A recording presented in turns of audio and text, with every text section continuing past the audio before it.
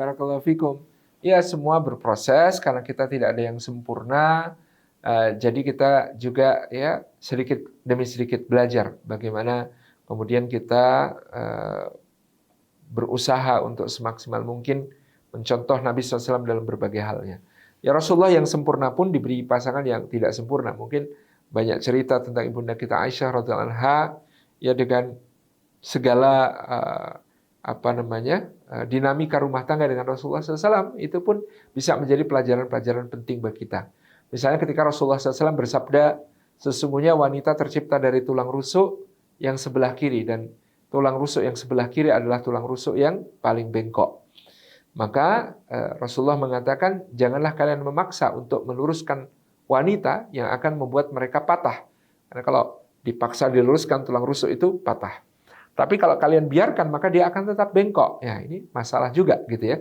Jadi memang menghadapi wanita itu sulit. Karena apa? Karena kalau diluruskan patah, kalau didiamkan tetap bengkok. Nah, bagaimana kemudian meluruskan tanpa mematahkan? Ternyata contohnya dari Rasulullah SAW. Misalnya satu riwayat yang menyebutkan bahwa pada suatu hari datang tamu ke rumah Rasulullah SAW, diterima oleh beliau di rumahnya ibunda kita Aisyah radhiyallahu anha. Rasulullah ngobrol dengan para tamu di rumah Aisyah, ya, ketika itu, ya.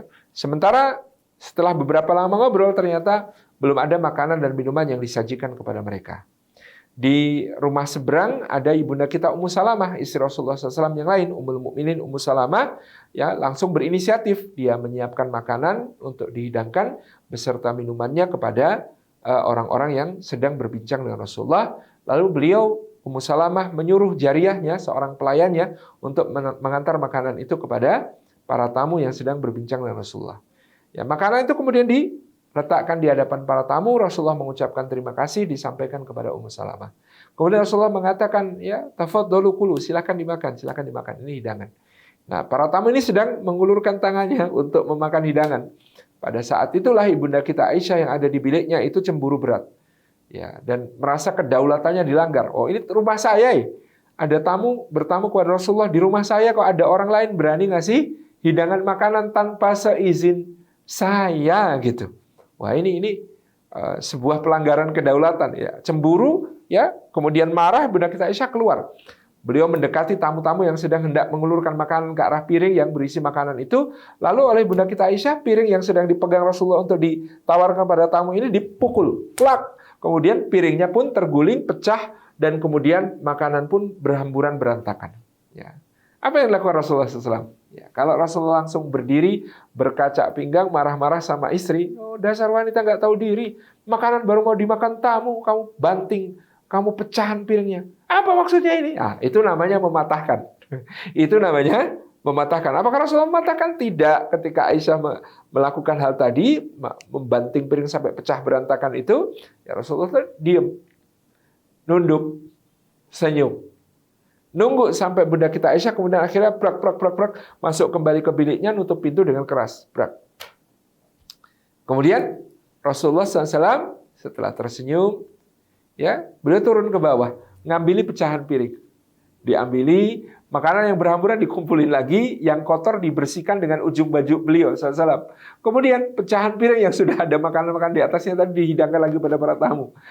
Kulu wal afu gharat ummukum. Kemudian beliau bersabda, kulu wal afu gharat ummukum.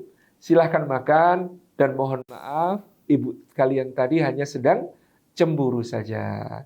Silahkan makan dan mohon maaf, ibu kalian tadi hanya sedang cemburu saja. Masya Allah. Cool, gitu yang disampaikan Rasulullah. Tidak ada yang ditutupi. Fakta. Memang begitu. Tapi tidak menjatuhkan kehormatan istri. Tidak merendahkan istri di depan tamu. Cuma menyebut, itu tadi sedang cemburu. Ya. Meskipun kalau saya jadi tamunya Rasulullah SAW, tentu shock juga. Ya, ini ternyata istri Nabi bisa banting piring depan tamu kan. Ibu-ibu mudah-mudahan nggak ada yang meniru soal ininya ya. Banting piring depan tamu, bahaya ini gitu. Jadi Masya Allah, ini sabarnya Rasulullah SAW. Coolnya Rasulullah. Pausnya Rasulullah. Jadi beliau paus dulu, nggak marah-marah. Diem dulu, sabar dulu. Jadi kemudian solutif, ambilin makanannya, hidangkan lagi. Qul wal afu gharat ummukum. Nah, orang itu kalau bersalah karena cinta, ya kan? Ibunda kita Aisyah itu cemburu, lalu marah, lalu banting piring. Itu kan semuanya karena cinta. Ya, cemburunya karena cinta, ya. Lalu terjadilah peristiwa itu. Maka Bunda Aisyah nyesel. Orang itu kalau habis melakukan hal yang kasar kepada yang dicintai itu pasti nyesel. Kita habis diawer anak itu beberapa detik kemudian pasti nyesel, gitu ya, karena saking marahnya mungkin dan lain sebagainya. Maka ibunda kita Aisyah keluar dari biliknya mendekat kepada Rasulullah SAW dan kemudian menggenggam tangan Rasulullah minta maaf. Nah, ketika ibunda kita Aisyah minta maaf, apa yang dikatakan Rasulullah SAW? Kalau Rasulullah mengatakan, udah sayang, nggak usah dipikirin, pokoknya I love you, you are the best, gitu ya. Itu namanya membiarkan tetap bengkok.